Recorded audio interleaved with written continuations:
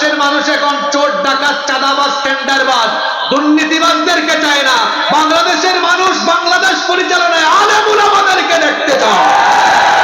আমরা সবাই মিলে ঐক্যবদ্ধ হয়ে আমাদের মাঝখানের অনৈক্যের দেয়ালকে ভেঙে চুরে টুকরা টুকরা করে দিয়ে একটি ঐক্যবদ্ধ সোনালী বাংলাদেশ গড়ে তুলতে চাই। আমরা ডিফেন্সিভ, আমরা কাউকে আক্রমণ করি না, এটা সত্য। তবে আক্রান্ত হলে কাউকে আমরা এত সহজে ছেড়েও দেই না। সাবধান হয়ে যান। আমার দেশের মানচিত্রের উপরে কুনজর দিবেন না, সেই চক্ষু আমরা উপরে ফেলতে জানি। আমার দেশের দিকে কেউ যদি কালো হাত মারায়, সেই কালো হাতকে আমরা ভেঙে চুরে টুকরা টুকরা করে দিব। মসজিদ তো মাত্র 2000-4000 স্কোয়ার ফিটের মসজিদ। এই মসজিদ সুন্দরভাবে পরিচালনার জন্য যেমন যোগ্য ইমাম দরকার, ঠিক তেমনি একটা ইউনিয়ন, একটা উপজেলা পরিষদ, একটি সংসদীয় আসন 56,000 বর্গ মাইলকে সুন্দরভাবে দুর্নীতিমুক্ত, ক্ষুধামুক্ত একটি সুন্দর দেশ হিসাবে পরিচালনার জন্য সেখানেও নামাজ থেকে শিক্ষা নিয়ে সৎ, আমানতদার, আল্লাহওয়ালা, পরহেজগার মানুষকে সমাজের নেতা বানানো দরকার।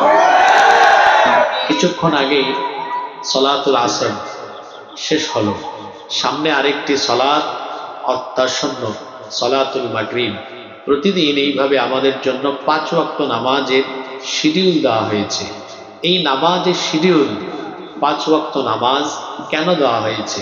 আমরা শুধু 5 ওয়াক্ত নামাজে গিয়ে আল্লাহ তাআলাকে সাজদা দিব, শুধুমাত্র কি এই উদ্দেশ্যেই 5 ওয়াক্ত নামাজ দেওয়া হয়েছে? না, নামাজ শুধুমাত্র আল্লাহ তাআলাকে সাজদা দেওয়ার জন্য দেওয়া হয় নাই, কারণ আল্লাহ তাআলার সাজদার এত অভাব পড়ে নাই। আপনারা যদি আল্লাহকে সাজদা নাও দেন, এতে কি আল্লাহ তাআলার বিরাট বড় লস হয়ে যাবে?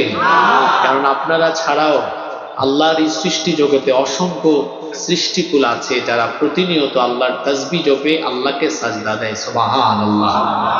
তাহলে শুধুমাত্র সাজদার উদ্দেশ্যে নামাজ দেওয়া হয় নাই, কেন দেওয়া হয়েছে? এটি হচ্ছে আমাদের জীবন পরিচালনার প্রশিক্ষণ। এই লাইনটা মনে রাখবেন।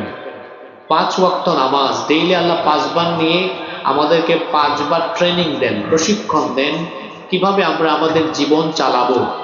আমাদের জীবন পরিচালনার প্রশিক্ষণ যে ইবাদতের ভেতরে রয়েছে, সবাই একবার বলেন তো সেই ইবাদতের নাম কি?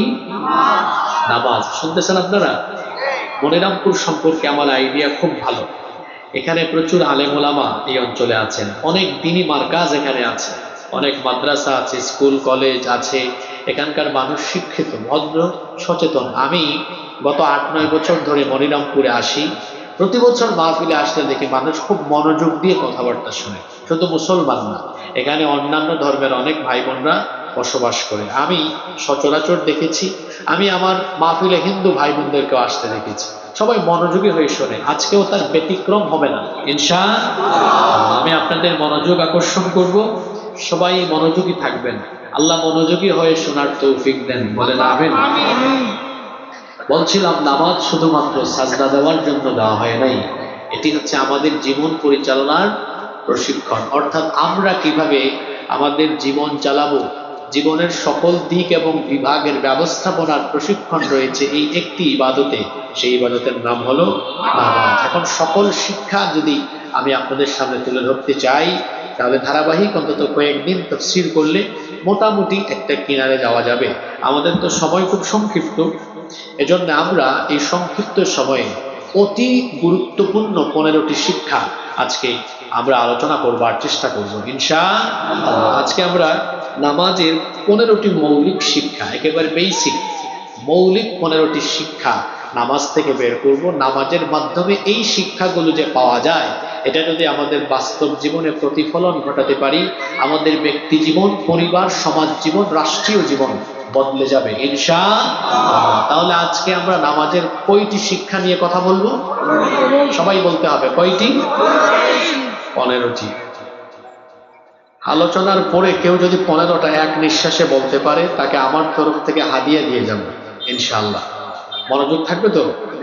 এক নিঃশ্বাসে বলতে হবে 15টা শিক্ষা। পারবেন? পারবেন না? ঠিক আছে, চলেন শুরু করি। নাম্বার 1, নামাজের প্রথম শিক্ষা। নামাজ আমাদেরকে পরিষ্কার পরিচ্ছন্ন জীবন যাপনের শিক্ষা দেয়। নামাজ আমাদেরকে পরিষ্কার পরিচ্ছন্ন জীবনযাপনের শিক্ষা দেয়। নামাজে যাওয়ার আগে কেউ কেউ অপরিচ্ছন্ন হয়ে, নোংরা হয়ে, অপবিত্র হয়ে নামাজে যায়। নামাজে যাওয়ার জন্য সবাই আগে পবিত্রতা অর্জন করে, গোসল করে, অজু করে, সুন্দর জামা কাপড় বা পরিচ্ছন্ন জামা কাপড় গায়ে দিয়ে মেসওয়াক করে পরিচ্ছন্ন হয়ে পরিপাটি হয়ে তারপরে নামাজে যায়। নামাজের এই শিক্ষাটা যদি আমরা নামাজের বাহিরে আনতে পারতাম, তাহলে আমার দেশের রাস্তাঘাটে তো নোংরা থাকতো না। আমি এজন্য আফসোস করে বলি, পৃথিবীর বহু অমুসলিম দেশে যেখানে মুসলমান নাই সেখানে ইসলাম আছে, আর মুসলমান বহু দেশে মুসলমান আছে কিন্তু ইসলাম নাই। কথা বুঝেন নাই আপনারা? আমার বাড়ি সিলেটে, আমার প্রচুর আত্মীয় স্বজন ইউরোপ আমেরিকায় বসবাস করে। আমিও কয়েকটা দেশ সফর করার আমার সুযোগ হয়েছে। দেখা যায় বিভিন্ন দেশ যেখানে অমুসলিম, কোনো মুসলমান নাই, আপনি একটা শু পরে বের হলে 2 দিন 3 দিন পড়তে পারবেন, জুতায় ময়লাও লাগবে না, রাস্তাঘাট এত পরিষ্কার। আশ্চর্য ব্যাপার, তাদের দেশে মুসলমান নাই কিন্তু ইসলামের যে নীতি, পরিচ্ছন্ন জীবনযাপন করার নীতি, ওটা তারা গ্রহণ করে ফেলেছে। আর আমার দেশে দেখেন, ময়লা আর ময়লা, আবর্জনা আর আবর্জনা। এমনটা কি হওয়া উচিত ছিল? তো নামাজে গিয়ে কি পরিচ্ছন্নতার এই ট্রেনিং আপনি নিয়ে আসেন? দেখা যায় নামাজে আমরা যাই কিন্তু নামাজের বাহিরের জীবনযাপন হলো অত্যন্ত পরিচ্ছন্ন। আমরা দেখা যায় কাজ কাম যখন করি তখন তো কাপড় ময়লা হোক কোনো অসুবিধা নাই, কিন্তু এমনিতেই যখন আমরা নর্মালি চলাফেরা করি অনেকে আমরা ময়লা নিয়ে চলাফেরা করি। দাঁত পরিষ্কার করে না, যখন সে কথা বলে মুখ থেকে দুর্গন্ধ ছড়ায়, এটা তো কোনো মুমিনের জীবনযাপন হতে পারে না। আমার নবী তো প্রত্যেকদিন মিসওয়াক করেছেন 7 বার। জোরে বলেন কয়বার? বর্তমান যুগের মানুষ বেশি পরিচ্ছন্ন, বেশি স্মার্ট না? আমার নবী স্মার্ট। আপনি চিন্তা করে দেখেন, আমরা তো মাত্র 2 বার দাঁত ব্রাশ করি, ঘুমানোর আগে একবার, ঘুম থেকে উঠে আরেকবার। আর আমার নবী এতটা স্মার্ট ছিলেন, আমাদের মা উম্মুল মুমিনিন আয়েশা রাদিয়াল্লাহু আনহা তিনি বলেছেন নবীজি ঘুমাতে যাওয়ার আগে মিসওয়াক করতেন, ঘুম থেকে ওঠার পরেও সবার আগে মিসওয়াক করতেন। তাহলে হইল মোট কয়বার? 2 বার। বলবেন হুজুর আরো 5 বার কোথায় গেল? ওই যে সেই হাদিস, আল্লাহ নবী প্রত্যেক 5 ওয়াক্ত নামাজের আগে আরো 5 বার মিসওয়াক করতেন। তাহলে 5 আর 2 হইল কত? কিন্তু আমাদের অনেকের দাঁতই অপরিচ্ছন্ন থাকে, বাড়িঘর বাড়ির আঙিনা অপরিচ্ছন্ন থাকে। অথচ আল্লাহ নবী বলেছেন তাহিরু আফনিয়াতাকুম ফাইন্নাল ইয়াহুদা লা তুতাহিরু আফনিয়াতাহা, তোমরা তোমাদের বাড়িঘরের আঙিনা পরিষ্কার পরিচ্ছন্ন রাখো, কারণ ইহুদিরা তারা তাদের বাড়ির আঙিনা ময়লা রাখে, তোমরা সেরকম রাখো না। দেখো না, পরিষ্কার পরিচ্ছন্ন জীবনযাপন করো। আমার নবী কতটা পরিচ্ছন্ন, কতটা পরিপাটি জীবনযাপন করতেন। আল্লাহ নবীর সাহাবীদের কাছ থেকে শোনেন, সাইয়েদনা আনাস ইবনে মালিক রাদিয়াল্লাহু আনহু তিনি বলছেন, মা শামামতু আনবারান কাত্তু ওয়ালা মিসকান ওয়ালা শাইআন আতিয়াবু মিন রিহি রাসূলিল্লাহ। আমরা বলি সাল্লাল্লাহু। তারা বলতেন আল্লাহ নবী যখন আমাদের পাশ দিয়ে যেতেন, আল্লাহ নবীর শরীর মোবারক থেকে এমন সুগন্ধ আমরা পেতাম, যেই সুগন্ধ মেশকে আম্বরের চাইতে আরো বেশি পবিত্র। মানুষ পরিষ্কার থাকলে শরীর থেকে সুগন্ধ আসে না অপরিষ্কার থাকলে সুগন্ধ আসে? পরিষ্কার থাকে। আমার রাসূল পরিষ্কার পরিচ্ছন্ন পরিপাটি জীবনযাপন করতেন। আমরা রাসূলের উম্মত হিসাবে আমরা নিজেদের মাথা থেকে পা পর্যন্ত পরিষ্কার পরিচ্ছন্ন রেখে পরিপাটি জীবনযাপন করব ইনশাআল্লাহ। এই শিক্ষা নামাজের ভেতরে আছে না নাই? আমরা আমাদের বাড়ি ঘর রাস্তাঘাট সবকিছু পরিচ্ছন্ন রাখবো। আমরা যদি নিজেরা এরকম দায়িত্ব নিতে পারতাম, বাংলাদেশের চিত্র বদলে যেত, একটি পরিচ্ছন্ন বাংলাদেশ আমরা পেতাম। এটা শুধু সিটি কর্পোরেশন আর সরকারের দায়িত্ব নয়। আমার বাড়ির সরকার তো আমি, আমার শরীরের সরকার আমি। আমার শরীরকে, আমার বাড়িকে, আমার রাস্তাঘাটকে আমি পরিচ্ছন্ন রাখবো। এভাবে যদি দায়িত্ব নিতে পারতাম, বাংলাদেশ কি বদলে যেত না? আল্লাহ এগুলো আমাদেরকে মানার তৌফিক দেন। তাহলে নামাজের 1 নম্বর শিক্ষা পেলাম, নামাজ আমাদেরকে পরিচ্ছন্নতার শিক্ষা দেয়। নাম্বার 2, নামাজের 2 নম্বর শিক্ষা হলো নামাজ আমাদেরকে ঐক্যবদ্ধ থাকার শিক্ষা দেয়। ঐক্যবদ্ধ থাকতে হবে, দলাদলি করা যাবে না, বিভেদ ঘটানো যাবে না, ঐক্যবদ্ধ থাকতে হবে। নামাজ কি একা একা আদায় করলে হয় না জামাতে আদায় করতে হবে? একা একা নামাজ আদায় করলে তো নামাজের হক আদায় হয় না। এজন্য আল্লাহ বলেছেন ওয়া আকিমুস সালাতা ওয়া আতুজ যাকাতা ওয়ারকাউ মা'আর রাকিঈন। কোরআনে কারীমের 2 নম্বর সূরা সূরাতুল বাকারা এর 43 নম্বর আয়াতে আল্লাহ বলছেন সালাত কায়েম করো আর যাকাত দাও, এবং যারা রুকু করে রুকুকারীদের সাথে রুকু করো, অর্থাৎ জামাতের সাথে নামাজ আদায় করো, দলবদ্ধ হয়ে কাঁধে কাঁধ লাগিয়ে কাতারবদ্ধ হয়ে একসাথে নামাজ আদায় করো।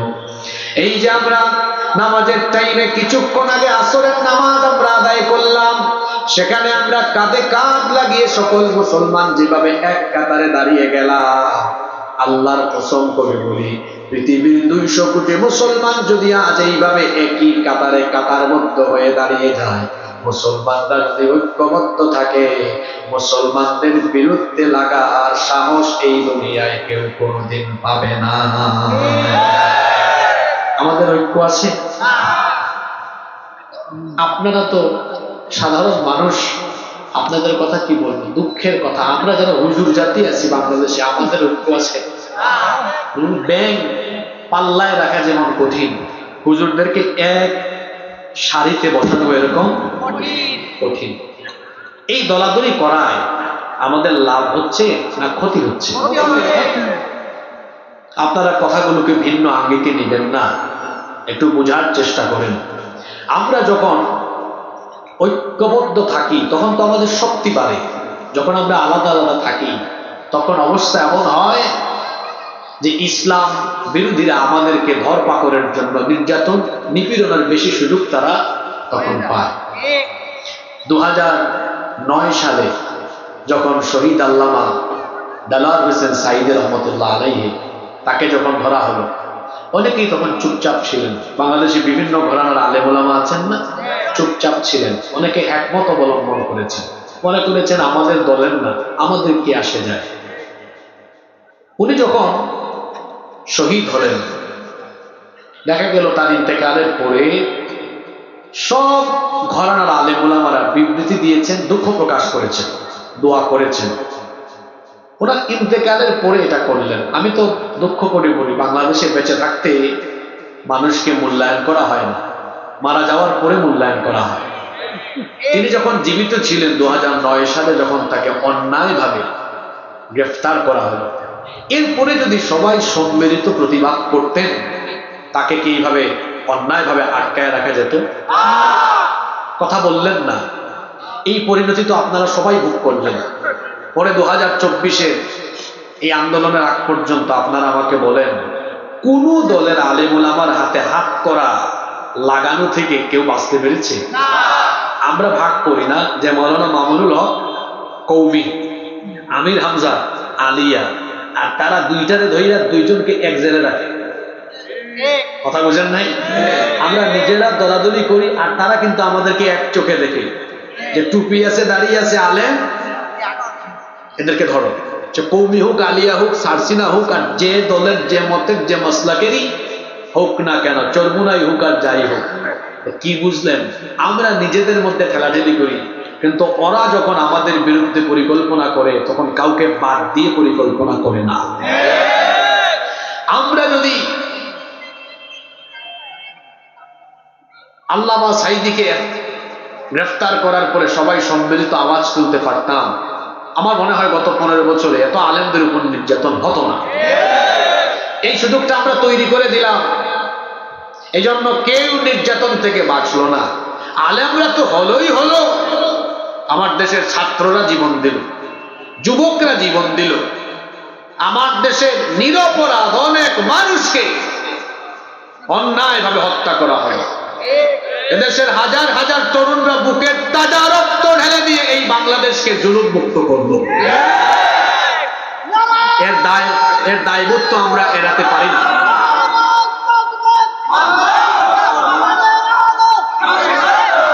সময় কম, একটু আপনারা স্লোগান কম দিয়ে আমাকে সহযোগিতা করেন। যদি রাতের বেলা হয়তো আমি বলতাম দেন স্লোগান শুনবেন, লম্বা সময় কথা বলেন। সময় কম তো আমরা সময়টাকে একটু কাজে লাগে। কষ্ট হচ্ছে না তো আপনাদের? আচ্ছা বলেন, আমি যে কথা বললাম এটাকে অবাস্তব কথা বলেছি? আমরা যখন আলাদা আলাদা থাকবো আমাদের শক্তি কমে যাবে। আমরা যখন ঐক্যবদ্ধ হব তখন আমাদের শক্তি বেড়ে যাবে। আমি তো বলি 5 তারিখের পরে দেশে ইসলামপন্থীদের জন্য একটা সুযোগ এসেছে। বাংলাদেশের মানুষ এখন চোর, ডাকাত, চাঁদাবাজ, টেন্ডারবাজ, দুর্নীতিবাজদেরকে চায় না। বাংলাদেশের মানুষ বাংলাদেশ পরিচালনায় আলেম উলামাদেরকে দেখতে চায়। এই সুযোগ তো কাজে লাগানো দরকার। এখনো কেন হিংসাত্মক কথা ছড়ান? এখনো কেন সংকীর্ণতা ঝেড়ে ফেলতে পারেন না? আমি আজকে এখানে বললাম, আগামীকাল সকাল 10টার ভেতরে যদি বাংলাদেশের সকল ইসলামী দল, সব আলেম ওলামা এক সারিতে একটু বসে মানুষকে দেখাতে পারেন, 1 ঘন্টার ভেতরে, দুপুর 11টার ভেতরে বাংলাদেশের মানুষ ঘর থেকে বের হয়ে রাস্তায় আন্দোলন করবে, আমরা এই সম্মিলিত ঐক্যবদ্ধ আলেমদের হাতে বাংলাদেশ তুলে দিতে চাই। আপনারা এটা করেন না কেন? রেশারেশি বাদ দেন, দলাদলি বাদ দেন। আমাদের মধ্যে বেশি পার্থক্য নাই। পার্থক্য হলো সামান্য কিছু মাসালা মাসায়েল নিয়ে। এগুলো আমাদের ফরজ কোনো বিষয় নিয়ে আমাদের মধ্যে অনৈক্য নাই।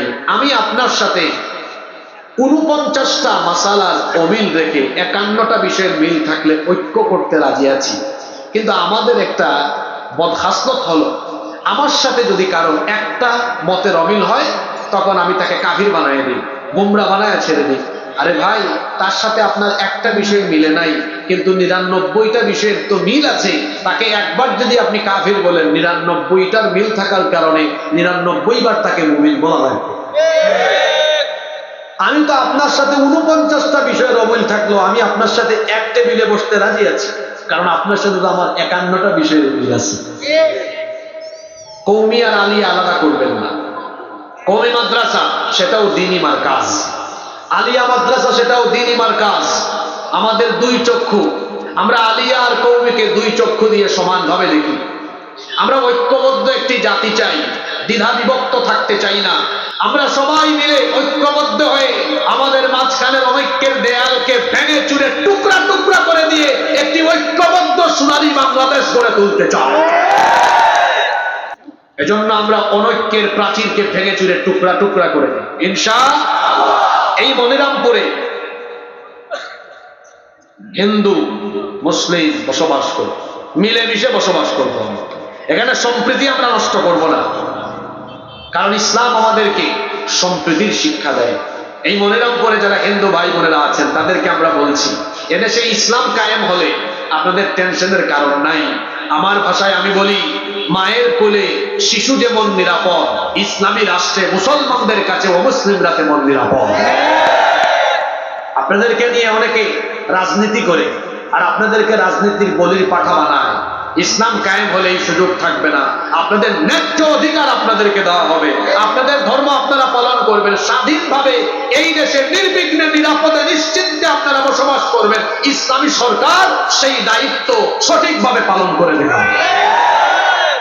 আমরা একটি ঐক্যবদ্ধ সুন্দর বাংলাদেশ দেখতে চাই। এই শিক্ষা নামাজের ভেতরে আছে না নাই? আল্লাহ তো বলেছেন, ওয়া'তাসিমু বিহাবলিল্লাহি জামিআন ওয়া লা তাফাররাকু। ঐক্যবদ্ধ হয়ে তোমরা আল্লাহর দ্বীনের রজ্জুকে আঁকড়ে ধরো, খবরদার পরস্পর বিচ্ছিন্ন হয়ে যাও না। ঐক্যবদ্ধ থাকার ভেতরে রহমত আছে। ঐক্যবদ্ধ থাকলে পরে এই জাতির উপরে যে রহমত নাজিল করেন তিনি কে? আল্লাহ রব্বুল আলামিন। কোরআনুল কারীমের 4 নম্বর সূরা সূরাতুন নিসা 175 নম্বর আয়াতে জন্য বলছেন, ফাআম্মাল্লাযীনা আমানু বিল্লাহি ওয়া তাসাবু বিহি ফাসায়ুদখিলুহুম ফি রাহমাতিন মিনহু ওয়া ফাদলিন ওয়া ইয়াহদিহিম ইলাইহি সিরাতান মুস্তাকিমা। আল্লাহ তাআলা বলছেন, অতএব যারা আল্লাহর উপর ঈমান আনয়ন করে এবং এর উপরে যারা সবাই ঐক্যবদ্ধ হয়ে যায়, আল্লাহ তাআলা তাদেরকে তার রহমতের ভেতরে এবং অনুগ্রহের ভেতরে প্রবেশ করায় এবং আল্লাহ তাআলা তখন তাদেরকে সিরাতে মুস্তাকিম সোজা পথে পরিচালিত করে। ঐক্যবদ্ধ থাকায় রহমত আছে। এই শিক্ষা নামাজের ভেতরে আছে না নাই? আচ্ছা, আমার দিকে তাকান, নামাজে দাঁড়ালে কি কোন এলাকায় এটা বলে, এই আমরা কওমি মাদ্রাসার, আমরা কওমি, আমরা সামনে থাকি, তোরা আলিয়া, তোরা পিছনে যা। আমরা জামাত করি, আমরা সামনে, তোরা হেফাজত করিস, খেলাফত তোরা পিছনে। এই চিত্র দেখা যায় না, বরং নামাজে দেখা যায় জামাত, হেফাজত, চরমুনাই, আওয়ামী লীগ, বিজেপি সব এক কাতারে দাঁড়ায়। এভাবে যদি যারা মুসলমান সবাই নামাজের বাহিরে এক কাতারে দাঁড়াতো, গোটা পৃথিবী মুসলমানরা শাসন করত। এই ঐক্যের শিক্ষা আছে।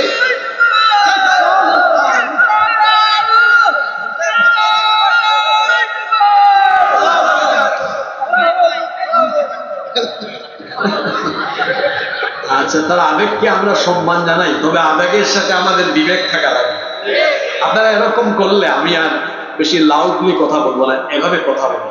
আমি আসলে মাঠ গরম করা বক্তা না, মাঠ গরম করা উদ্দেশ্যও থাকে না। আমার উদ্দেশ্য হচ্ছে মানুষকে যেন সঠিক মেসেজটা দিয়ে আমরা সবাই মিলে যেন দিনের পথে আসতে পারি। এর বাইরে আমার কোনো উদ্দেশ্য আর আপনাকে এখানে স্লোগান দেওয়াইলে আমার কোনো লাভ। বিষয়টা এমন না যে আপনাদেরকে স্লোগান দেওয়াইলে আমার দাওয়াত বেড়ে যাবে। বিষয়টা এমন না, আমরা তো দাওয়াতের জন্য কাজ করি না, আমরা সবাই কাজ করি মানুষকে এই দেশে দিনের পথে সঠিক পথে নিয়ে আসার জন্য। আপনারা আমাকে একটু সময় দেন, সুযোগ দেন, আমরা একটু স্লোগান বন্ধ রাখি, প্রয়োজনের শেষে একবারে দিয়ে দিন, পারবো তো ইনশাআল্লাহ। আসলে মানুষকেও কি বলবো, 14-15 বছর তো পারেনি আল্লাহু আকবারের স্লোগান। আল্লাহু আকবার স্লোগান দিলেই তো বলে জঙ্গি। এখন ইসলামের সাথে কি জঙ্গিবাদের কোনো সম্পর্ক আছে? মুসলমানরা জঙ্গি নয়, সন্ত্রাসী নয়, বরং পৃথিবীতে মুসলমানরা হচ্ছে সবচাইতে সভ্য এবং শান্তিপ্রিয়। আমরা যে শান্তিপ্রিয় এর নজির দেখেন নাই? পাশের দেশ থেকে আমাদেরকে শুধু উস্কে দেওয়ার জন্য তাদের মিডিয়াতে কত মিথ্যাচার, কত বদনাম, কত কুৎসা রটানো হয়েছে, আপনারা জানেন না? এই যে ময়ূর রঞ্জন রিপাবলিক বাংলা লেকচারার, ও লাফায়, ব্যাংক যেমন লাফায় ও তেমন লাফায়। তার প্রেজেন্টেশন দেখেছেন আপনারা? ও লাফায়, তুমি লাফাও কেন হতো? আর এমন এমন উস্কানিমূলক কথা বলে চট্টগ্রাম দখল করুন, সিলেট দখল করুন, রংপুর দখল করুন। আর আমরা আলেম ওলামারা বাংলাদেশের মানুষকে বুঝাই আর শান্ত রাখি যে বলুক, যত গর্জে তত। আমরা শান্তিপ্রিয় নই, আমরা শান্তিপ্রিয়, আমরা যুদ্ধপ্রিয় নই। আমরা যদি যুদ্ধ সংঘাত চাইতাম তাহলে তো আমরাও এরকম উস্কানি দিতাম। আমরা উস্কানি দেই না, তবে আমরা শুধু এতটুকু বলে সতর্ক করি, ভাই আমরা শান্তিপ্রিয়, যুদ্ধপ্রিয় নই। তাই বলে আপনি আমাদেরকে এত শান্তিপ্রিয় ভেবে আপনি যদি অশান্তির দাবানল জ্বালিয়ে আমাদের গায়ের উপরে এসে জ্বালানোর চেষ্টা করেন, তো মুসলমান এমন জাতি, আমরা ডিফেন্সিভ, আমরা কাউকে আক্রমণ করি না, এটা সত্য, তবে আক্রান্ত হলে কাউকে আমরা এত সহজে ছেড়েও দিই না। সাবধান হয়ে যান। আমার দেশের মানচিত্রের উপরে কোন নজর দিবেন না, সেই চক্ষু আমরা উপরে ফেলতে জানি। আমার দেশের দিকে কেউ যদি কালো হাত মারায়, সেই কালো হাতকে আমরা ভেঙে চুরে টুকরা টুকরা করে দিব। এই দেশে আমরা হিন্দু, মুসলমান, বৌদ্ধ, খ্রিস্টান মিলেমিশে বসবাস করছি, করব। এই দেশের সম্প্রীতি কোনোদিন নষ্ট হবে না ইনশাআল্লাহ। বলছিলাম নামাজ আমাদেরকে ঐক্যের শিক্ষা দেয়। নাম্বার 3 নাম্বার, নামাজ আমাদেরকে ভ্রাতৃত্ববোধ শেখায়। এই যে নামাজে আমরা দাঁড়াই, কুলিওয়ালা, ঠেলাওয়ালা, রিক্সাওয়ালা, মেথড, মুচি, আপার ক্লাসের মানুষ, লোয়ার ক্লাসের মানুষ, সমাজের সাধারণ নাগরিক, এমপি, মন্ত্রী, নামাজে মসজিদে ঢুকলে কারোর সাথে কারো কোনো ভেদাভেদ থাকে?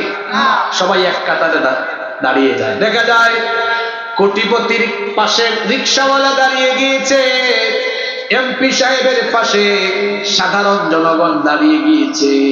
কোটিপতি ওই ভাই রিক্সাওয়ালাকে এই কথা বলার সাহস নাই যে তুমি সামান্য রিক্সাওয়ালা, তুমি কেন আমার পাশে দাঁড়ালে? এই কথা বলার সাহস আছে নাকি? ঠিক তেমনি ভাবে এমপি সাহেব সাধারণ জনগণকে এই কথা বলতে পারবেন না যে তুমি সাধারণ নাগরিক আমার পাশে কেন দাঁড়ালে। এটা যদি কেউ বলেও ফেলে, তাহলে ওই রিক্সাওয়ালা বা সাধারণ নাগরিক সে বলে উঠবে, এটা মসজিদ আল্লাহর ঘর, কুটানি দেখানোর জায়গা নয়। এখানে তুমিও আল্লাহর গোলাম, আমিও আল্লাহর গোলাম। সুবহানাল্লাহ।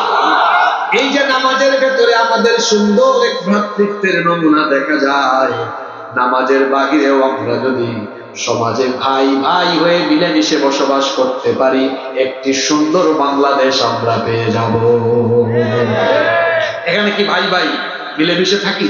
নামাজে দেখা যায় ছাড় দেয়, এক ভাই আরেক ভাইকে ছাড় দেয়। দাঁড়াইছে, জায়গা হচ্ছে, কই ভাই আরেকটু আমার পাশে আসেন, একটু ঘেসে দাঁড়ান। নামাজের বাইরে সুযোগই দেয় না। সুযোগ দেয়?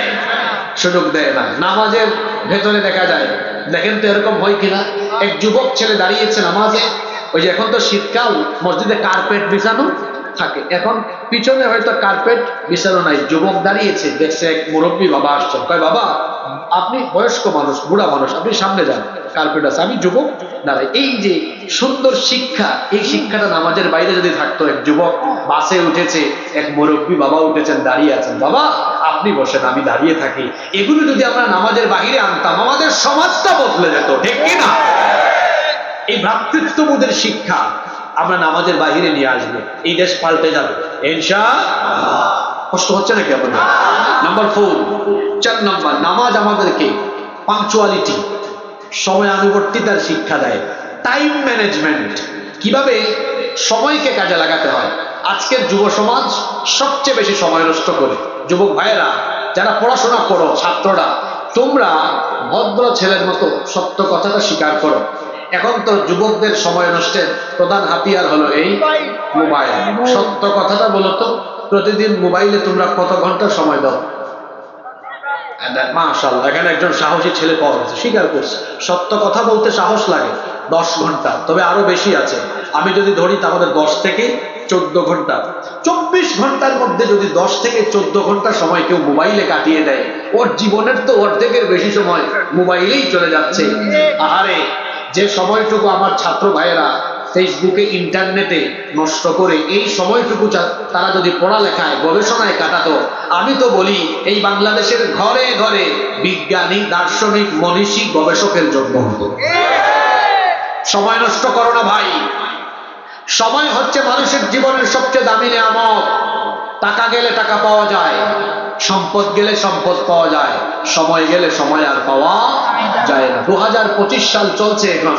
বলেন তো 2015 সালে এই মনিরামপুরের কোনো ব্যক্তি যদি 10 লক্ষ টাকা ক্ষতিগ্রস্ত হয়, 2025 সালে 20 লক্ষ টাকা মালিক হওয়ার সুযোগ আসতে পারে কি পারে না? পারে।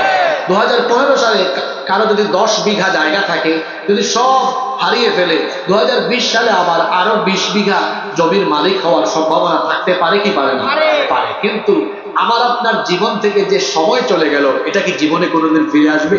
তাহলে বোঝা গেল, টাকা গেলে টাকা পাওয়া যায়, সম্পদ গেলে সম্পদ পাওয়া যায়, কিন্তু সময় গেলে সময় আর ফিরে পাওয়া যায় না।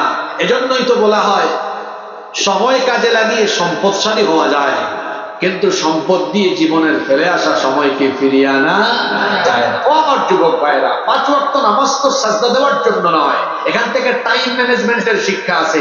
বলেন তো, প্রত্যেকটা নামাজের শিডিউল আছে না নেই? ইন্নাস সালাতা কানাত আলাল মুমিনিনা কিতাবাম মাওকুতা। নিশ্চয়ই নামাজকে সময়ানুবর্তিতার ভিত্তিতে ফরজ করা হয়েছে। ফজরের নামাজ কেউ যদি সকাল 10টায় আদায় করে হবে? নামাজের সময় হয়ে গিয়েছে, এই এলাকার মেম্বার সাহেব তিনি এখনো হাজির হন নাই, তো সবাই কি মেম্বারের জন্য অপেক্ষা করে, না অপেক্ষা না করে দাঁড়িয়ে যায়? জোরে বলেন, জোরে বলেন। অপেক্ষা না করে দাঁড়িয়ে যায়। তার মানে সময় হয়ে গেলে সময়ের কাজ করতে হবে। শুধু এই সময়কে যদি আমরা বাংলাদেশে কাজে লাগাতে পারতাম, বাংলাদেশ বদলে যেত। প্রতিটা ছাত্র যদি সময়কে কাজে লাগাতো, তার ক্যারিয়ার বদলে যেত, তার জীবনটা পাল্টে যেত। জন্য কবি মতিউর রহমান মল্লিক সুন্দর লিখেছেন, যথার্থ বলেছেন, যাই যাই যাই যাই দিন চলে যায়, কোরআন পড়লাম না, কত নোবেল নাটক পড়লাম, হাদিস ধরলাম না, সত্যিকারের খাঁটি মুমিন মুসলিম হলাম না যে, কেউ কি জানে সেই ঘড়িটা লাগবে কই দিন কাজে, ঠিক ঠিক ঠিক ঠিক যে ঘড়িটা বাজে, ঠিক ঠিক বাজে, কেউ কি জানে সেই ঘড়িটা লাগবে কয়দিন কাজে। হায় হায় হায় হায় আসল ঘড়ির অর্থ বুঝলাম না, সময় থাকতে সময়ের মূল অর্থ খুঁজলাম না। খাইলাম দাইলাম ঘুরলাম শুধু এই দুনিয়ার মাঝে, কেউ কি জানে সেই ঘড়িটা লাগবে কয়দিন কাজে। কেউ কি জানে সেই ঘড়িটা লাগবে কয়দিন কাজে। কত সুন্দর কথা তিনি বলেছেন। সময় থাকতে সময়ের দাম নেয় না।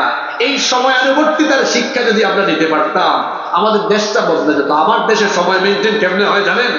9টার গাড়ি 9টার ট্রেন কয়টায় যায় স্টেশনের মাস্টারও জানে না। একবার এক লোক কোথাও যাবে, রেল স্টেশনে বসে আছে, তার লাগেজ টাগেজ নিয়ে। পাশে থেকে একজন বলে, ভাই কোথায় যাবেন? বললো অমুক জায়গায়। ট্রেন কখন? 9টায়। তো এরকম বসে আছেন যে, কয় ভাই বাংলাদেশ বুঝেন না, 9টার ট্রেন কয়টায় আসে কেউ এখানে জানে না। হঠাৎ করে দেখে 9টা বাজার 5 মিনিট আগে হুইসেল বাজছে। বেচারা খুশি হয়ে বলে, হায় হায় হায়, 5 মিনিট আগে ট্রেন চলে আসছে। বাংলাদেশে কি টাইম মতো এটা সম্ভব? যাই হোক, খুশি হয়ে লাগেজ স্থান দিয়ে যখন উঠতে যাবে, পেছন থেকে একজন হাত টেনে ধরে বলে, ভাই বসেন, এটা গতকাল রাত 9টার ট্রেন, আজকে 9টায় এসেছে। আপনাদেরকে হাসানোর জন্য কথা এটা আমি বলি না, এটা বলার উদ্দেশ্য ছিল বাস্তবতা তুলে ধরা। বলেন, আমি যে কথাটা বললাম, পোস্টারে যদি কোনো অনুষ্ঠানের উল্লেখ থাকে বিকাল 3টায়, পাবলিক বুঝে এটা 5টায় আরম্ভ হয়।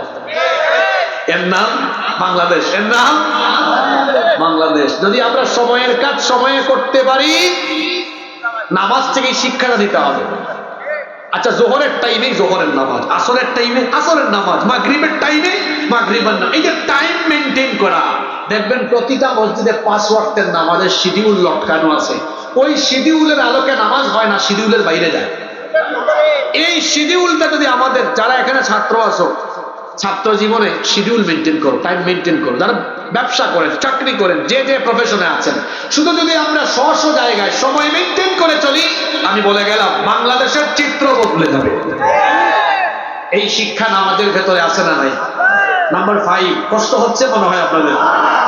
নামাজের 5 নাম্বার শিক্ষা হলো, নামাজ আমাদেরকে আনুগত্য, দাসত্ব আর বন্দেগীর শিক্ষা দেয়। আল্লাহর আনুগত্য মোতাবেক জীবন চালাতে হবে। এই শিক্ষা নামাজে আছে না নাই? এই যে 5 ওয়াক্ত নামাজ আমরা আদায় করি, নিজের মতো আদায় করি না। আল্লাহ এবং আল্লাহর রাসূল যেভাবে আমাদেরকে নামাজ শিক্ষা দিয়েছে, ঠিক সেইভাবে আমরা 5 ওয়াক্ত নামাজ আদায় করি। 5 ওয়াক্ত নামাজের বাহিরে বাকি সময়গুলো এভাবে যদি আমরা আল্লাহর আনুগত্য মোতাবেক চলি। আমার ব্যবসা কিভাবে করব আল্লাহ শিখিয়েছেন, রাসূল শিখিয়েছেন। ওজনে কম দিব না, মানুষকে ঠকাবো না, প্রতারণা করব না, 2 নাম্বারই করব না। রাষ্ট্রীয় দায়িত্ব পালন করলে আল্লাহ হুকুম দিয়েছেন, রাসূল দেখিয়ে গিয়েছেন, রাষ্ট্রীয় দায়িত্বকে, রাষ্ট্রীয় সম্পদকে নিজের সম্পদ মনে করে ভোগ করা যাবে না। আমানতদারিতা রক্ষা করতে হবে। এইভাবে জীবনের প্রতিটি সেক্টরে, প্রতিটি জায়গায় যদি আমরা নামাজের আনুগত্যের শিক্ষা নিয়ে আল্লাহর আনুগত্য আর রাসূলের তরিকা মোতাবেক আমাদের প্রতিটি সেক্টর পরিচালনা করতে পারি, সবকিছু বদলে যাবে।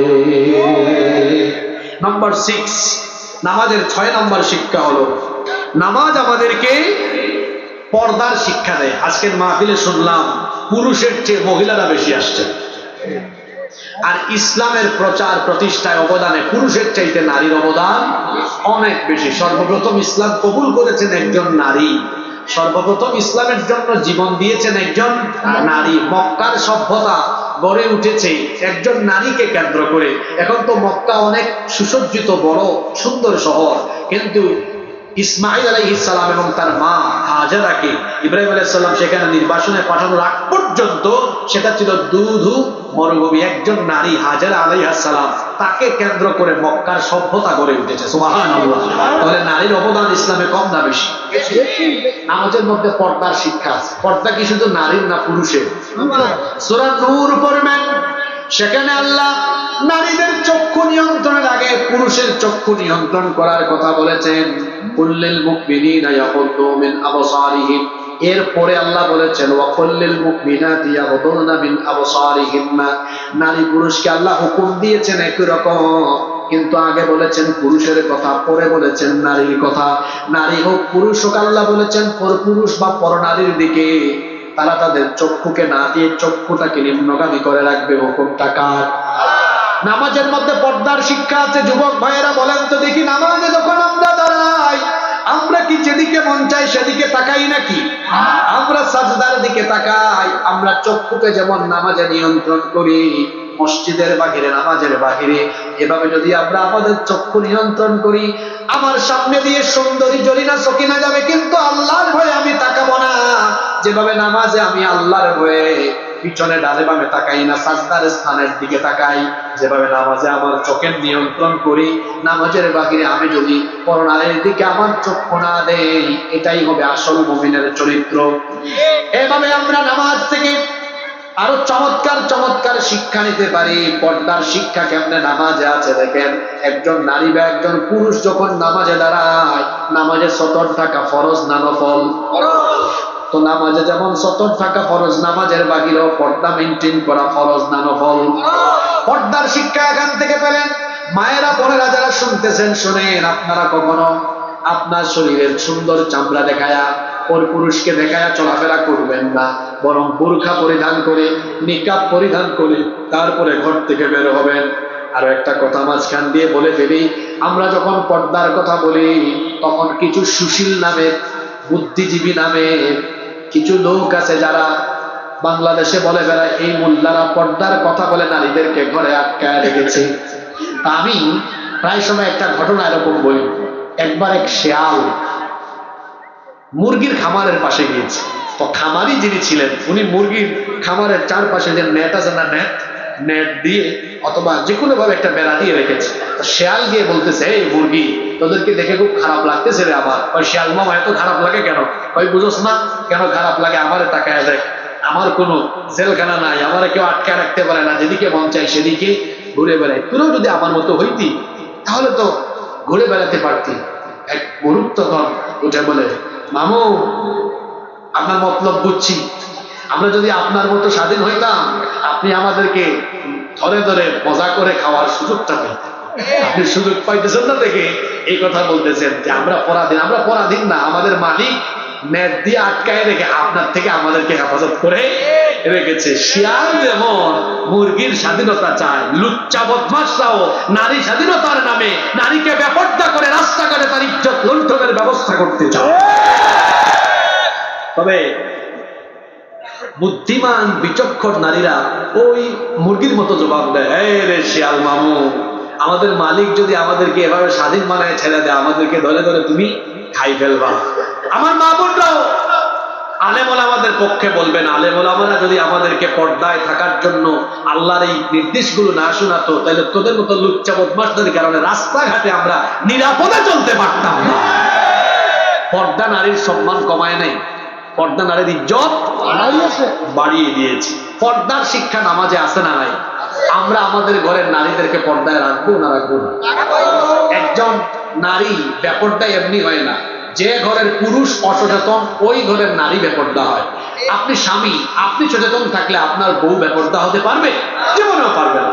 আপনি বাবা, আপনি সচেতন থাকলে আপনার মেয়ে কোনোদিন বেপর্দা হতেই পারবে না। যে ঘরের পুরুষ তার নারীকে বেপর্দায় রাখে, রাসূল বলেছেন এই পুরুষের নাম দাইয়ুস, আর এই দাইয়ুস কোনোদিনও আল্লাহর জান্নাতে ঢুকতে পারবে না। আপনাদের প্রতি আমার অনুরোধ, আমার মা বোনদেরকে পর্দায় রাখবেন। আর আমার মা বোনদের কাছে আমার বিনীত আবেদন, আপনারা বেপর্দা হয়ে ঘর থেকে বের হবেন না। আমার মায়েরা বোনেরা পর্দা মেনটেন করবেন। আপনারা পড়ালেখা করেন, চাকরি করেন, ব্যবসা করেন, সব করতে পারবেন, ইসলামের কোনো আপত্তি নাই। পর্দা করবেন কেন? নিজের প্রোটেকশনের জন্য। আপনি পর্দা করে যখন বের হবেন তখন কোনো ছেলে দেখে বলবে না, দোস্ত দেখ জিনিস যায়। দুঃখিত, আমার প্রতি আপনারা বিরূপ ধারণা পোষণ করবে না। জাস্ট উদাহরণ দিচ্ছি, এখনকার জেনারেশনের ছেলেরা এইসব বাজে কমেন্টস করে। আপনি বেপর্দা হয়ে বের হলে বলবে দেখছো দোস্ত কি যায়। আর আপনি যখন পর্দা মেনটেন করে যাবেন তখন আপনাকে এইরকম বাজে কথা কোনোদিনও বলবে না, বরং বলবে আপুটাকে সাইড ছেড়ে দাও, আপুটা রাস্তা দিয়ে চলে যায়। সুবহান। তো পর্দার কারণে, বুরখার কারণে আপনার সম্মান বাড়ল না কমল? আমার মা বোনদেরকে আল্লাহ পর্দায় থাকার তৌফিক দেন। নাম্বার 7, নামাজের 7 নম্বর শিক্ষা হলো নামাজ আমাদেরকে ডিসিপ্লিন শেখায়, শৃঙ্খলা শেখায়। আপনারা দেখবেন অনেকে হজ উমরায় গিয়েছেন, আমাকে আল্লাহ অনেকবার তার ঘরে মেহমান হওয়ার সুযোগ দিয়েছেন। তো ওখানে গেলে দেখা যায় ওই যে কাবা শরীফ সবাই কি করে গোল গোল হয়ে তওয়াফ করে, কেউ আবার বসে জিকির আজকার করে, কেউ তাসবিহ জপে, কেউ কোরআন তেলাওয়াত করে। দেখবেন জুমার দিনে মসজিদে হুজুর আরবি খুতবা যখন দেন, সামনে পিছনে ডানে বামে সবাই কেমন করে জানি বসে। ইকামত আরম্ভ হয়ে গেলে সবাই সব সোজা করে কাতারবদ্ধ হয়ে শৃঙ্খলার সাথে দাঁড়িয়ে যায়। সুবহানাল্লাহ। এই শৃঙ্খলাটা যদি আমরা নামাজের বাহিরে আনতে পারি, আমাদের দেশে এত উশৃঙ্খলা বিশৃঙ্খলা, যদি বলেন দাঁড়ান বসে যায়, বসেন দাঁড়িয়ে যায়। এই যে বিমানে চলাফেরা করলে দেখবেন আমাদের বাঙালিদের স্বভাব হলো এমন, শুধু রানওয়েতে বিমান ল্যান্ড করা মাত্রই কেবিন ক্রু বলে যে বিমান পুরোপুরি না থামা পর্যন্ত কেউ নিজ আসন থেকে দাঁড়াবেন না। কি আর বিমান থামবে, শুধু ল্যান্ড করলেই হয়েছে, বাঙালি সিট বেল্ট খুলে তার লাগেজ টান মারে। এই বিশৃঙ্খলা আমাদের।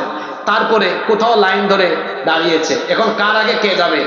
আমি একদিন দেখি এক লোক বিশাল লম্বা লাইন, এখন সে পিছনে পড়ে যাবে, কেমনে সামনে যাবে। একজনকে বলে ভাই ওই যে দেখেন একটা জিনিস দেখা যায়, ওরে ওদিকে তাকায়া ওর আরো 5-4 জনের সামনে চলে যায়। এরকম হয় কি হয় না? তো নামাজের ভেতরে যে ডিসিপ্লিন আছে, এই ডিসিপ্লিন নামাজের বাহিরে আনলে আমার জাতি উন্নত হয়ে যাবে ইনশাআল্লাহ। নাম্বার 8। আচ্ছা, বাকি পয়েন্টগুলো বলবো না মোনাজাত করে ফেলবো? বাকি পয়েন্টগুলো সেনসিটিভ, কুলাইতে পারবেন তো? বাকি পয়েন্টগুলো সব সমাজ আর রাষ্ট্রের সাথে জড়িত, বলবো?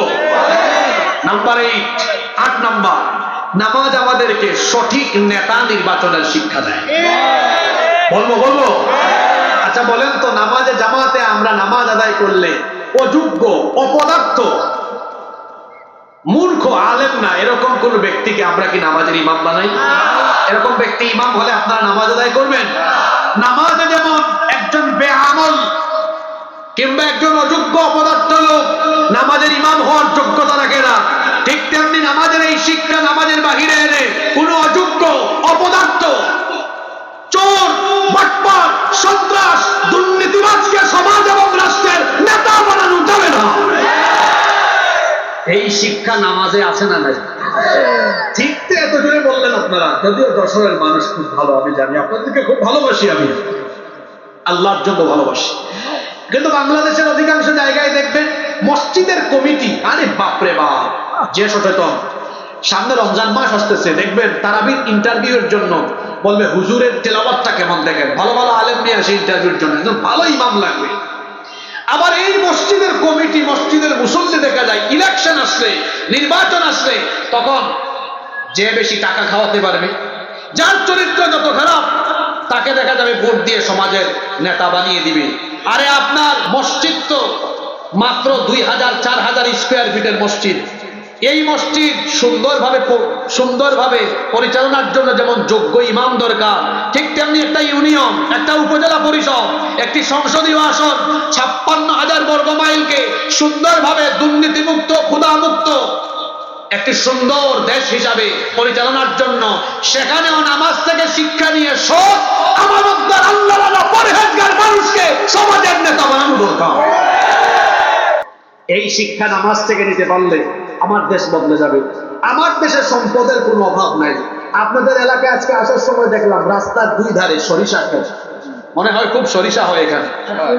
আমি আমাদের তো অভাব নাই, এখানে প্রতিটা গাছে গাছে দেখলাম হাড়ি লাগানো, খেজুরের রস, এত নেয়ামত এই দেশে। দেখেন সুবহানাল্লাহ, মাটি তো এমন, এখানে যেটা ফেলা হয় সেটা হয়ে যায়। ধান আছে, গম আছে, ভুট্টা আছে, সরিষা আছে, কি নাই এই দেশে? ওই উত্তরবঙ্গে গেলে দেখা যায় নওগাঁ, জয়পুরহাট, কুড়িগ্রাম, নীলফামারী, দিনাজপুর, এত ক্ষেত ওইদিকে, আলু, শাক সবজি, ধান, অভাব নাই। আমার বাড়ি সিলেটে, এখানে আছে পাথরের খনি, আছে সেখানে কয়লার খনি, সিলেটে আছে গ্যাসের খনি, চায়ের সম্পদ। চট্টগ্রামে যান, সাগরের বহু নেয়ামত আল্লাহ আমাদেরকে দিয়েছেন। এই দেশে সম্পদের কোনো অভাব নাই, শুধু অভাব হলো ভালো মানুষের। এই দেশে যেমন আছে সম্পদের খনি, তেমনি এই দেশকে লুটপাট করে খাওয়ার জন্য আছে চোর আর ডাকাতের খনি। এই দেশে 54 বছর ধরে শুধুমাত্র দল আর ব্যক্তি চেঞ্জ হয়েছে, পরিবর্তন হয়েছে, কিন্তু মানুষ সুখ পায় নাই। মানুষ সুখ পেয়েছে? খাসলতে কি? খাসলতে কি? 5 তারিখের পরে 7 তারিখ, কয় তারিখ? আমি তো চট্টগ্রাম শহরে বসবাস করি।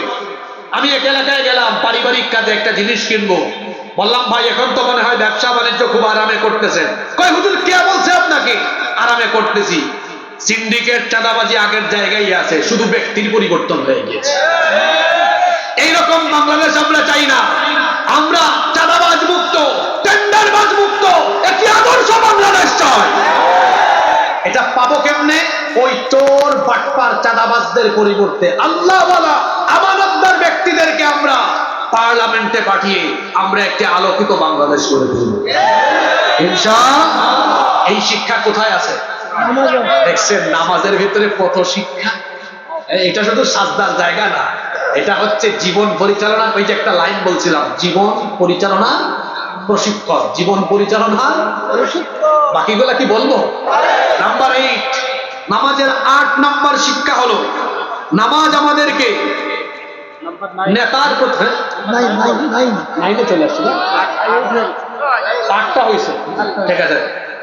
নাম্বার 9 নাম্বার, নামাজ আমাদেরকে নেতার প্রতি আনুগত্য শিখায়। নেতার প্রতি কি শিখায়? কিভাবে? আচ্ছা, হুজুর যখন নামাজে দাঁড়ান, ইমাম সাহেব তিনি যখন রুকুতে যান, মুসল্লি কি সেজদায় যায়? মুসল্লিও তখন কিসে যায়? রুকুতে যায়। ইসলামী রাষ্ট্রে যদি আল্লাহওয়ালা শাসক থাকে, তার আনুগত্য করা তখন ফরজ হয়ে দাঁড়ায়। তিনি যে কর্মসূচির ডাক দিবেন সেই কর্মসূচিতে তখন সবাই অংশগ্রহণ করবে। এই শিক্ষা নামাজের ভেতরে আছে না? 10 নাম্বার, নামাজ আমাদেরকে ভুল নেতৃত্ব সংশোধন করার শিক্ষা দেয়। অন্ধ আনুগত্য করা যাবে না। পৃথিবীতে কেবলমাত্র অন্ধ আনুগত্য একজনের করা যায়, তিনি মুহাম্মাদুর রাসূলুল্লাহ সাল্লাল্লাহু আলাইহি ওয়াসাল্লাম। শর্তহীন আনুগত্য, অন্ধ আনুগত্য করতে হবে রাসূলের। এছাড়া কারো অন্ধ আনুগত্য করা যাবে না।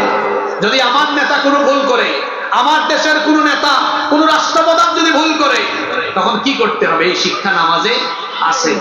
ইমাম সাহেব নামাজে আল্লাহু আকবার নামাজ শুরু করেছেন, এরপরে আমরা জানি নামাজ শুরু করতে হয় সূরা ফাতিহা দিয়ে। ইমাম সাহেব ভুল করে বসছেন, আল্লাহু আকবার, ইয়াসিন ওয়াল কুরআনিল হাকীম। আপনারা চুপ থাকবেন নাকি? পিছন থেকে তখন বলে উঠবে আলহামদুলিল্লাহি রাব্বিল আলামিন।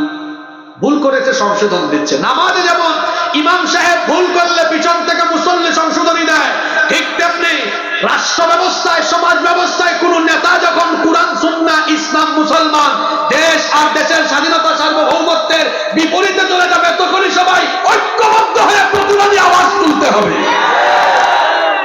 এই শিক্ষা নামাজে আছে না নাই?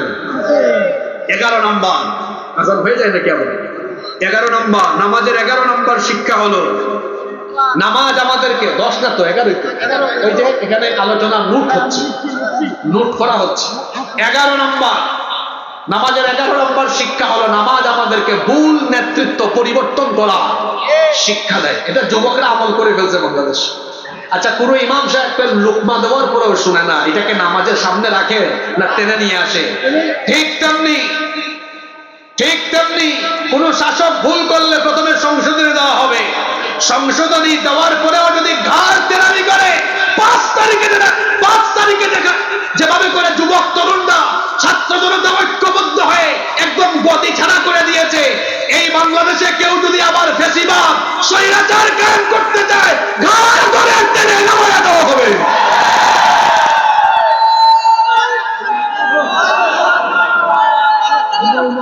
এই শিক্ষা নামাজের ভেতরে আছে না নাই? রাতের বেলা হইলে আপনাদেরকে চান্স দিতাম, এখন চান্স দিলাম না, আমাকে তো 15টা আজানের আগেই শেষ করতে হবে। তাহলে এই শিক্ষা নামাজে আছে না নাই? মুসলমানতে এমন হবে, অন্যায় যেখানেই হবে প্রতিবাদে সে জ্বলে উঠবে। পারবেন তো ইনশাআল্লাহ? নাম্বার 12 নম্বর, নামাজ আমাদেরকে সবরের শিক্ষা দেয়। কিসের শিক্ষা দেয়? নামাজ। এই যে তারাবির নামাজ দেবেন, অনেক লম্বা নামাজ, কারণ শেষ হওয়ার আগে কি মুসল্লি উঠে দৌড় মারে? সবর করে থাকে। ঠিক তেমনি ভাবে সবর করতে হবে। জীবনে অনেক ক্রিটিক্যাল সিচুয়েশন আসবে। গত 15 বছর আমরা মাহফিল করেছি। এই গত বছর আমি মনিরামপুরে কোন এক মাহফিলে বলে গিয়েছিলাম, জুলুম বেড়ে গিয়েছে, অন্ধকারের পরে আলো আসবে। আমি রাতের বেলা এক মাহফিলে বলে গিয়েছিলাম, এখন অন্ধকার রাত, সকালবেলা সূর্য উঠবে, এটা যেমন সত্য, এই বাংলাদেশ জুলুম মুক্ত হয়ে বাংলাদেশে ইসলাম একদিন কায়েম হবে, এটাও সত্য। এটা ঘটবে ইনশাআল্লাহ। এই শিক্ষা নামাজে আছে না? সবর করতে হবে, সবর। নাম্বার 14, নামাজের 14 নম্বর শিক্ষা হলো, 13 নম্বর, খালি ভুল হয়ে যায় না।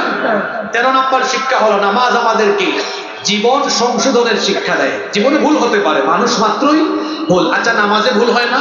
নামাজে ভুল হলে ওই ভুল নামাজকে সংশোধনের জন্য আমরা সাজদা দেই। সাজদার নাম কি?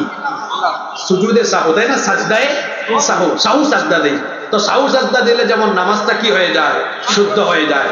ঠিক তেমনি আমি আপনি আমাদের জীবন পরিচালনায় ভুল হয়ে যেতে পারে। অনেক যুবকেরা এখানে আছে জিনা ব্যভিচার করে ফেলেছে, জীবনে ভুল করেছে, গুনাহ করে ফেলেছে। ভুল করে ফেললে, গুনাহ করে ফেললেও জীবনটাকে সংশোধন করার জন্য আল্লাহ তার একটা দরজা খোলা রেখেছেন। এই দরজার নাম হলো তওবা। আপনি যতই ভুল করেন না কেন, হাদিসে কুদসিতে আল্লাহ তাআলা বলেছেন, লাউ বালাগাত দুনুবুকা আনানাস সামাই সুম্মা আস্তাগফারতানি গফারতু লাক। বান্দা, তোমার গুনাহ যদি আকাশের উচ্চতায় পৌঁছে যায়, আকাশ সম পরিমাণ গুনাহ নিয়ে তুমি যদি অনুতপ্ত হয়ে তওবা করে আমার সামনে আসো, আমিও আকাশ সম পরিমাণ দয়া নিয়ে হাজির হয়ে তোমার সব গুনাহ মাফ করে দিব। তাহলে জীবন পরিবর্তনের শিক্ষা, জীবন সংশোধনের শিক্ষা নামাজে নাই? আছে। কিসের মাধ্যমে? তওবার মাধ্যমে। আমরা তওবা করে ফেলবো ইনশাআল্লাহ। নামাজের 14 নম্বর শিক্ষা হলো নামাজ আমাদেরকে নিয়ন্ত্রিত জীবন যাপনের শিক্ষা দেয়। নিয়ন্ত্রিত জীবন যাপন, এই যে নামাজে দাঁড়াই হাতটা বাঁধে, অনেকে বুকের উপর বাঁধে, নাভির উপর বাঁধে, এটা নিয়ে ভেজাল করেন না, এগুলা কোনো অসুবিধা নাই, যার যেখানে মন চায় বাঁধো। এই যে নামাজে আমরা যেমন নামাজে হাত বাঁধি, ঠিক তেমনি নামাজের বাইরে এই হাত নিয়ন্ত্রণ করবেন।